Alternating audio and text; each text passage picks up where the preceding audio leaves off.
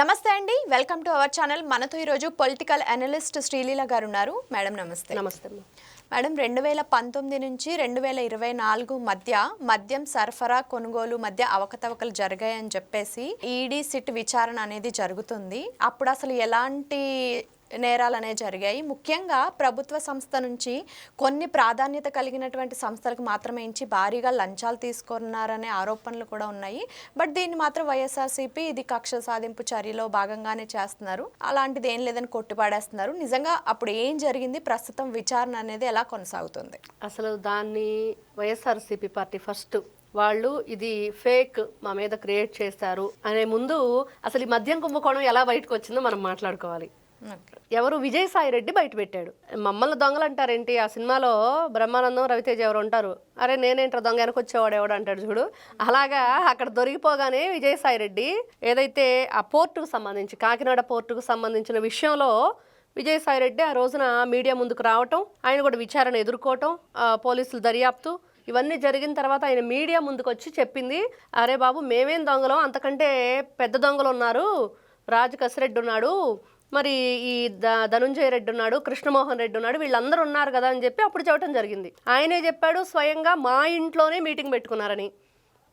2 సార్లు కూడా తాడేపల్లి ప్యాలెస్లో ఉన్న విజయసాయి రెడ్డి ఇంట్లో పెట్టుకున్నా, హైదరాబాద్లో జర్నలిస్ట్ కాలనీలో ఉన్న విజయసాయి రెడ్డి ఇంట్లో పెట్టుకున్నది కూడా వీళ్ళే. ఎవరున్నారు ఆ మీటింగ్లో అంటే ఈ ఎవరైతే సజ్జల శ్రీధర్ రెడ్డి ఉన్నాడు, ఆ తర్వాత ధనుంజయ రెడ్డి ఉన్నాడు, మిథున్ రెడ్డి ఉన్నాడు, ఈ రాజ్ కసిరెడ్డి ఉన్నాడు, వీళ్ళందరూ కూడా ఏం మాట్లాడుకున్నారు అంటే గతంలో ఉన్నవే మనం కంటిన్యూ చేస్తూ దాంట్లో ఉన్న ఆ క్వాలిటీని తగ్గిద్దాం, ఆ క్వాలిటీ తగ్గించేసి జే బ్రాండ్స్ తయారు చేసి వింత వింత పేర్లన్నీ పెట్టేసి వాటికి స్పెషల్ స్టేటస్ రాష్ట్రానికి లేదు కానీ బ్రాండ్లు అయితే పెట్టారు.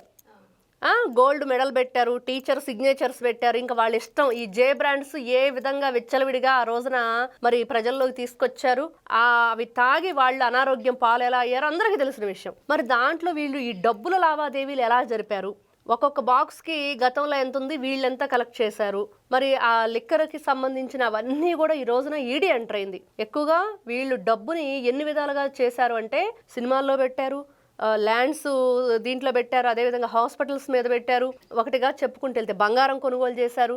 ఇంకా మంచిగా వాళ్ళు యూత్ ఎవరైతే పిల్లలు చక్కగా ఇంజనీరింగ్ చదువుకొని మంచి స్థాయిలో ఉండి చక్కగా ఏ ఉద్యోగమో చేసుకునే వాళ్ళని వీళ్ళ డబ్బులు డెన్నెలకు వాళ్ళని కాపలా పెట్టారు. పాపం వాళ్ళ జీవితాలను కూడా నాశనం చేశారు. 25 ఏళ్ళు 20 ఏళ్ళు ఉన్న పిల్లలు ఆ కాఫీ స్టాల్లో ఎక్కడో పని చేస్తున్నారు, 30,000 నెలకట్లాగా. వాళ్ళను కూడా తీసుకొచ్చేసి అరే ఇదేంటి ఇక్కడ పని చేయటం, కాఫీ కప్పులు కడుక్కోవటం ఏంటి, వచ్చేసి దర్జాగా కాఫీ తాగుతూ అడ్డానికి నువ్వు కాపలా కూర్చో అని చెప్పి కూర్చోబెట్టారు. ఇది మరి రాజకసిరెడ్డి ఏం మాట్లాడతాడు, అమ్మమ్మో నేను చెప్పానంటే అంతిమ లబ్ధిదారుడు పేరు చెప్తే నాకు అంతిమ యాత్రే అని అంటాడు ఒకడు. ఇంకొకరు అంటారు భలే వాళ్లే మీరు అన్నీ మీరే చెప్తున్నారు కదా, మరి చెప్పినప్పుడు మమ్మల్ని ఎందుకు విచారణ చేస్తున్నారు అని చెప్పి ఇంకొకరు అంటారు. అతి తెలివితేటలు చాలా బాగా ప్రదర్శిస్తున్నారు. మరి 32,000 మంది ఆడబడుచుల తాళిబొట్లు తెగటానికి మీరు అందరూ కారణమయ్యారు రాష్ట్రంలో. ఈ రోజున లివర్ చెడిపోయి, కిడ్నీ చెడిపోయి, మరి బ్రెయిన్ స్ట్రోక్స్ వచ్చి ఈ కల్తీ మద్యం తాగటం వల్ల, రంగు స్పిరిట్ ఏమి లేదు దాంట్లో, అది తాగటం వల్ల ఎంతమంది అనారోగ్యం పాలయ్యి ఈ రోజున మంచాన పడి ఆ జీవితాలు నాశనం అయిపోతున్నాయి. మరి ఇవన్నీ ఎవరికి చెప్పాలి? మరి మీకు సంబంధం లేకపోతే మీరు ఆ రోజున ఎందుకు విజయసాయి రెడ్డి ఇంట్లో మీటింగ్ పెట్టారు, ఎందుకు ఇలాంటి బ్రాండ్స్ అమ్మారు, అసలు జగన్మోహన్ రెడ్డి మద్యం అనేది లేకుండా చేస్తాను, దానికి రేట్లు పెంచేస్తే మరి సామాన్య మానవుడు తాక్కుండా ఉంటాడు అని చెప్పేసి చాలా కథలు చెప్పాడు. ఆ తర్వాత మరి మద్యం షాపుల్లో మీరు ఎందుకు ఆన్లైన్ పేమెంట్ లేకుండా చేశారు, ట్రాన్సాక్షన్స్ ఓన్లీ క్యాష్ పేమెంట్ ఎందుకు తీసుకున్నారు?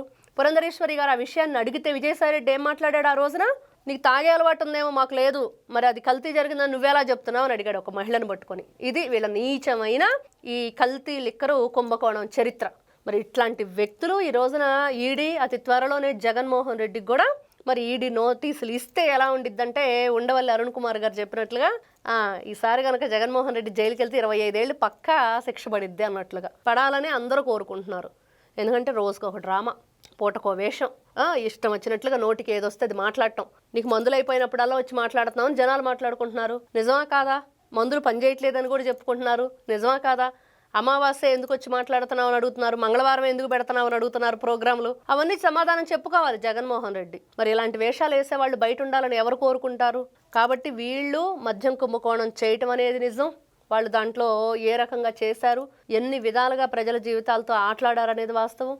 మరి ఎన్ని విధాలుగా వీళ్ళు ఈ రోజున తప్పించుకోవడానికి ప్రయత్నం చేస్తున్నారు అనేది వాస్తవం. ఈ ఈడీ ఏదైతే నిన్న ఈ రోజున వీళ్ళ మీద విచారణ జరుగుతుందో వీళ్ళని ఖచ్చితంగా వీళ్ళు చెప్తారు. తెలియదు, గుర్తులేదు, మర్చిపోయా అనేది వాళ్ళ పాఠం ఎప్పుడు ఉండేది. అది కాకపోతే చెప్తారు, కొంచెం లేట్ అయినా సరే అసలు విషయాలు బయటకు వస్తాయి. అంతిమ దోపిడీదారుడు ఎవరైతే ఉన్నారో వాళ్ళకి శిక్ష పడటం ఖాయం అనేది ఈ రోజున ప్రతి ఒక్క, ఎందుకంటే దీంట్లో ఉన్న ధనంజయ రెడ్డి కూడా అంటున్నాడు, నేను అప్రూవర్గా మారిపోతాను విజయసాయి రెడ్డి లాగా, విజిల్ బ్లోయర్ విజయసాయి రెడ్డి కదా అని అంటున్నాడు. కానీ దాంట్లో కూడా కొన్ని లీగాలిటీస్ వల్ల ఏదైతే వీళ్ళు అప్రూవర్గా మారిపోతామని చెప్తూ బయటకు వెళితే మళ్ళీ ప్రమాదం. ఏం అవకతవకలు మళ్ళీ సృష్టిస్తారు, ఎక్కడి విషయాలు మనకి అందకుండా చేస్తారు. దాంట్లో ఉన్న ఏదైతే మనం ఒక పాయింట్ దొరికితే చాలు, ఆ తీగలాగితే డొంకంతా కదిలినట్టుగా ఏదన్నా దొరికితే క్లూ అనుకుంటామో, ఆ క్లూ అనేది లేకుండా చేస్తారన్న భయంతో వీళ్ళు, బాబు మీరు బయట ఉండటం కరెక్ట్ కాదు, మీరు పోలీస్ స్టేషన్లో జైల్లోనే ఉండాలి అనేది వాళ్ళు కోరి వాళ్ళు మళ్ళీ అరెస్ట్ చేయటం, బెయిల్ ఇచ్చారు, మళ్ళీ అరెస్ట్ చేశారు. ఈ రోజున ఈడీ విచారణ జరుగుతుంది. ఈడీ అనగానే ఎవరికైనా గుర్తొచ్చేది జగన్మోహన్ రెడ్డి కేసులు. ఎందుకంటే ఆయన మీద అక్రమ ఆస్తుల కేసులు ఈడీ, మరి సిబిఐ సిఐడి అన్నీ ఉన్నాయి. కాబట్టి ఈ రోజున ఎవరు ఏమనుకున్నా సరే ఆంధ్రప్రదేశ్ రాష్ట్ర ప్రజల్లో ఒక చీకటిది ఈ మద్యం కుంభకోణం. ఆ చీకటి రోజులు చాలా దారుణంగా జరిగినాయి. మరి ఇవన్నీ కూడా వాళ్ళకి శిక్ష పడాలి. ప్రజలు ఏదైతే కష్టాలు అనుభవించారో, వాళ్ళ కష్టాలకు కారణం ఎవరయ్యారో వాళ్ళకి శిక్ష పడితేనే వాళ్ళు ఎవరైతే 32,000 మంది చనిపోయారో వాళ్ళ ఆత్మకు శాంతి. మేడం, ఇప్పుడు ఎంతమంది రాజకీయ నాయకులు ఉండుంటారంటారు ఇందులో?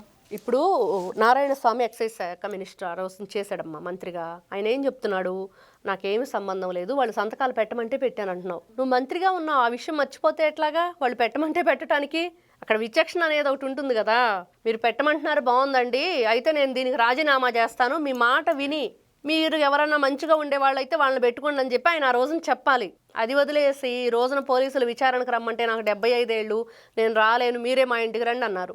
సరే, ఆ రోజున వాళ్ళ ఇంటికే వెళ్ళింది సిట్టు, విచారణ జరిపారు. అక్కడున్న ఏదో ఫోన్ కానీ లేకపోతే ఇంకొక ల్యాప్టాప్ కానీ వాళ్ళు తీసుకోవటం జరిగింది.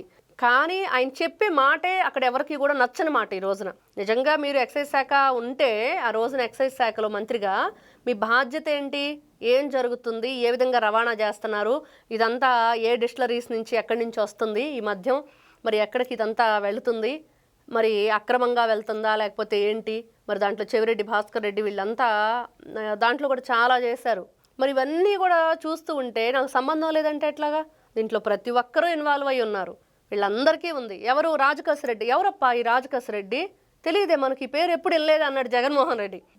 ఎవరయ్యా బాబు నీ లీగల్ అడ్వైజర్ జగన్మోహన్ రెడ్డి గారు, మర్చిపోయారా రాజకేశ్ రెడ్డి గారు? నేను అడిగిన తర్వాత జనాలు బాగా గుర్తుపెట్టుకున్నారు, మనం గుర్తులేదని చెప్పినా కూడా మొత్తం పూర్తి వివరాలతో సహా చెప్పి గుర్తు చేస్తున్నారని చెప్పేసి భయపడి ఆ మాట మళ్ళీ మాట్లాడలేదు. కాబట్టి దీంట్లో వీళ్ళు ఎన్ని రకాలుగా తప్పించుకోవాలని చెప్పి చూసినా ఎక్కడా కూడా వీళ్ళు తప్పించుకోలేరు అనేది వాస్తవం.